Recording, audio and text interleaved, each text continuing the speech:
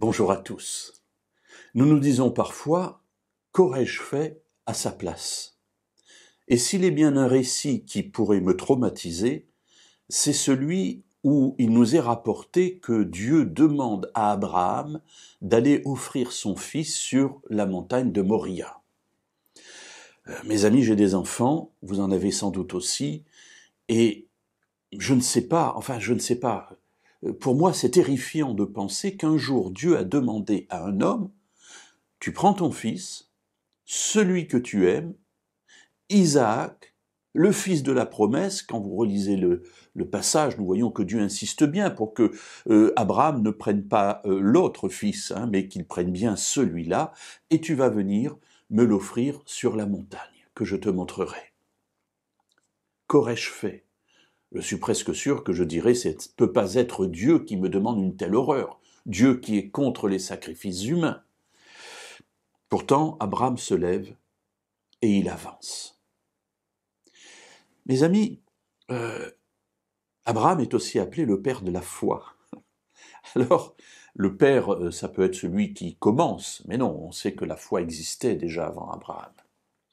Abraham, père de la foi, c'est peut-être plutôt le modèle de la foi. Celui qui est, j'allais dire, au sommet, qui a été capable d'écouter Dieu jusqu'à l'écouter dans cet ordre absolument contraire, a priori, à la volonté de Dieu. Dans la lettre aux Hébreux, il y a un commentaire de cela dans le chapitre 11 et au verset 17 et 18. Il nous est dit: « C'est par la foi qu'Abraham, mis à l'épreuve, a offert Isaac.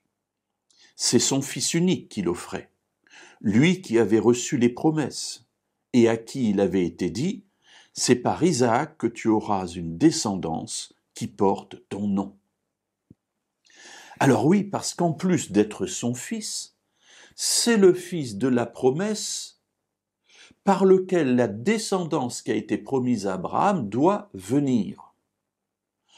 Alors mes amis, si je tue moi-même l'enfant qui doit me donner une descendance, je détruis la descendance à venir.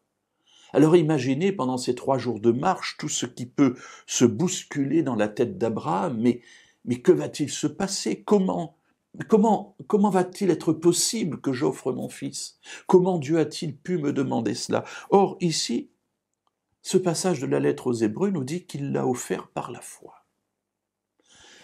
Il a compris et il a cru quelque chose. Alors, on est là, un petit peu dans l'expectative, et demain, nous essaierons de voir ensemble qu'est-ce qui a pu se passer, mais peut-être pour l'instant, aujourd'hui, réfléchir à toutes les questions que nous aurions pu nous poser, nous, si nous avions eu cet ordre. Dans quel état d'esprit aurions-nous été? Et demain, nous verrons ce qui a traversé l'esprit d'Abraham pour obéir à cet ordre de Dieu.